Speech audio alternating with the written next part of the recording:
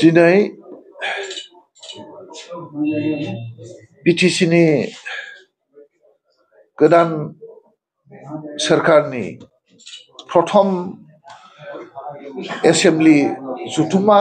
जानानै थाङो। बे एसेम्बलियाव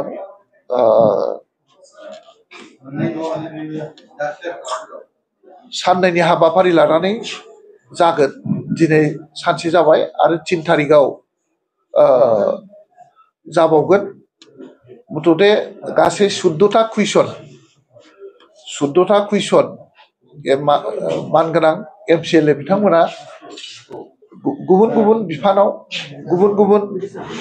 डिपार्टमेन्टआव बिथांमोना कुइसन लाखिदों आरो दिनै 7टा कुइसननि फिननायखौ होनाय जाबाय। लोगो लोगोनो दिनैहाय गोदानै 6 जन MCLA नमिनेटेड MCLA थिसननायनि MCLA हिसाबै बिथांमोनखौ दिनै एसेम्बलिनि स्पिकारा समायखिरा लाहोबाय आरो दिनैहाय दिनैनिफ्राय बिथांमोना MCLA नि मर्यादाखौ मोनबाय आरो बिनि उनाव मोनसे बाजेट साप्लिमेन्टारि बाजेट प्लेस खालामनाय जायो। बे साप्लिमेन्टारि बाजेटखौ जोंनि बिटिसिनि मानिजाथाव चिफ हाग्रामा महिलारि बिथाङा प्लेस खालामो आरो बे प्लेस खालामनाय जिथु बाजेट बे बाजेटआव स्टेट गभर्नमेन्टनिफ्राय 250 crore गोदानै देग्लाय बोसोराव खरस खालामनो थाखाय जोङो स्टेटनिफ्राय जों रां मोनबोबाय आरो बे मोनबोनाय रांखौनो खरस खालामनो थाखाय दिनै हाउसआव एप्रुभेल लानानै जोङो खरस खालामनायनि जिथु बाजेट प्लेस बे प्लेसखौ दिनै खालामनाय जाबाय आरो जोंनि गोबाव सम 5 बोसोर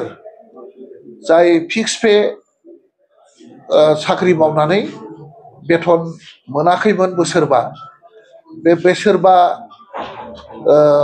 फिक्स पे मावनानै बेथन मोनै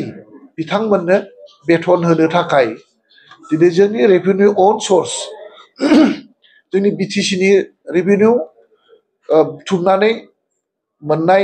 रांखौ बिथांमोननो दरमाहायाव खरस खालामनो थाखाय दिनै बाजेटआव प्लेस खालामनाय जाबाय आरो बिथांमोना 30 दान थारमाने आराय बोसोरनि दरमाहाखौ बिथांमोना मोननो हासिगोन आरो बिटिसि गभर्नमेन्टआ आगोलाव बुंबोनाय बादि बिथांमोननो बेथन होनाय जासिगोन होननायखौ मावफुंनो थाखाय दिनै बिटिसिआव जोङो प्लेस खालामनाय जाबाय। बिथांमोननो बेथनखौ बिथांमोना बेथनखौ मोननो हासिगोन। दा जोंहा डिपुटि स्पिकार गैयामोन। दा डिपुटि स्पिकारखौबो जोङो बिजेपिनि सासे MCLA बिजितगोरा नार्जारि तामुलपुर डिस्ट्रिक्टनि बिथां MCLA खौ जोङो बिटिसिनि डिपुटि स्पिकार हिसाबै आं निजेै प्रपज खालामदों आरो हाउसआव लोमस्राव दैमारि बिथाङा सापर्ट खालामनानै सेकन्ड खालामनानै बिथांखौ दिनैनिफ्राय डिपुटि स्पिकार हिसाबै आनकन्टेस्ट माने डिपुटि स्पिकार हिसाबै जोङो बासिनानै लानो हाबाय। दा बेखिनि आरो दिनैनि एसेम्बलियाव मथथे 7टा कुइसननि सोंनाय फिननाय जादोंमोन आरो बे सोंनाय फिननायाव मोजाङैनो जोङो गाव गावनि सोंनांगौ मोनथिनांगौखौ जोङो मोनथिलायनानै लानो हाबाय। खुब मोजां एटमस्फियारनि गेजेरजों दिनैनि हाउसआ बारग'लांबाय। जोबथारनायाव जोंनि स्पिकार बिथाङा এই दाख्लै जिथु जोंनि पबित्र जोंनि आयेननि जिथु माने आयेन आफादनि जिथु एसेम्बलि एसेम्बलि बे एसेम्बलियाव माखासे आन्दलनकारि बिथांमोना जेरखम गाग्लोबदों बे गाग्लोबनायखौ निन्दा होनायनि मोनसे प्रस्ताब फैयो आरो बे हाबाफारिया गणतन्त्र माने पार्लियामेन्टारि डेम'क्रेसिनि सायाव आक्रमण जादों आरो बे आक्रमणखौ जोङो निन्दा होयो आरो बे निन्दा होनाय जिथु माने प्रस्ताब बे प्रस्ताबखौ स्पिकार बिथाङा मेडियानि जरिते फोसावगोन आरो बिथांनि जिथुनाखि प्रप'जाल